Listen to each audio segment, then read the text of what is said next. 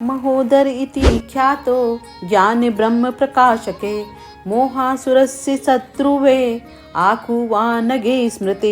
भगवान श्री गणेश का महोदर नाम से विख्यात अवतार ज्ञान ब्रह्म का प्रकाशक है। उन्हें मोहासुर का विनाशक तथा उनका मूषक वाहन बताया गया है। आप सभी श्रोताओं का माँ की धरोहर चैनल पर स्वागत है। आप सभी को गणेश उत्सव की मंगल कामनाएं। आप सभी के यहाँ गणेश जी रिद्धि सिद्धि व शुभ लाभ के साथ सदा विराजित रहें। आज मैं आपको गणेश जी के महोदर नामक अवतार की कथा सुनाती हूँ। आप सभी के प्रेम के लिए मैं आभारी हूँ।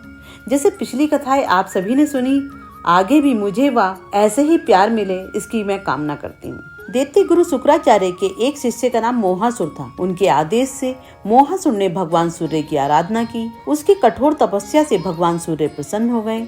उन्होंने मोहासुर को सर्वत्र विजयी होने का वरदान दिया। वर से संतुष्ट होकर असुर अपने स्थान पर लौटा। शुक्राचार्य ने उसका दैत्यराज के पद पर अभिषेक किया।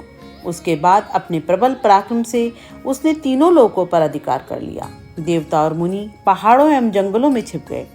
चारों तरफ से निश्चिंत होकर मोहासुर अपनी पत्नी मदिरा के साथ सुखपूर्वक जीवन व्यतीत करने लगा। वर्णाश्रम, धर्म, सत्कर्म, यज्ञ, तप आदि सब नष्ट हो गए। दुखी देवता ऋषियों के साथ भगवान सूर्य के पास गए तथा इस भयानक विपत्ति से मुक्ति का उपाय पूछा। भगवान सूर्य ने उन्हें एकाक्षर मंत्र देकर भगवान गणेश को प्रसन्न करने की प्रेरणा दी। देवता और मुनिगण श्रद्धा भक्ति पूर्वक भगवान महोदर की उपासना करने लगे। उनकी तपस्या से संतुष्ट होकर भगवान महोदर प्रकट हुए। देवता और मुनियों ने अत्यंत आर्त होकर महोदर की स्तुति की। भगवान महोदर ने कहा कि मैं मोहासुर का वध करूंगा, आप लोग निश्चिंत हो जाएं। ऐसा कहकर मूषक पर सवार भगवान महोदर मोहासुर से युद्ध करने के लिए चल दिए। यह समाचार देवर्षि नारद ने मोहासुर को दिया तथा अनंत पराक्रमी समर्थ महोदर का स्वरूप भी उसे समझा दिया।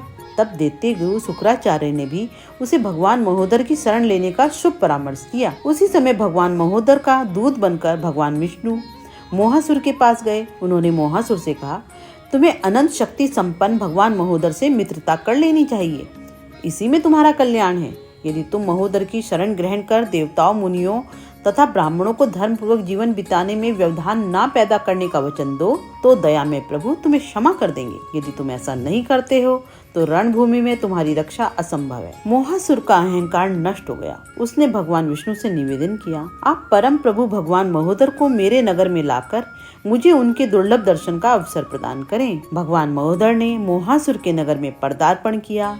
मोहासुर ने उनका अभूतपूर्व स्वागत किया। दैत्य युवतियों ने पुष्प वर्षा की। मोहासुर ने भगवान महोदर की श्रद्धा भक्ति पूर्वक पूजा की। गदगद कंठ से स्तुति करते हुए उसने कहा कि हे प्रभु, अज्ञानवश मेरे द्वारा जो अपराध हुआ हो उसके लिए मुझे क्षमा करें। मैं आपके प्रत्येक आदेश पालन करने का वचन देता हूँ। अब मैं देवताओं और मुनियों के निकट भूल कर भी नहीं जाऊंगा।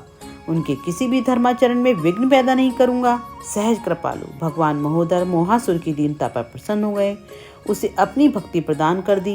मोहासुर के शांत होने से देवता, ऋषि, ब्राह्मण और धर्मपरायण स्त्री पुरुष सभी सुखी हो गए। देवता और मुनि महाप्रभु महोदर की स्तुति एवं जय जयकार करने लगे। आज की कथा आपको अच्छी लगे तो आप भी मेरी मंगल कामना के लिए अपना प्यार दर्शा सकते हैं। जय महोदर।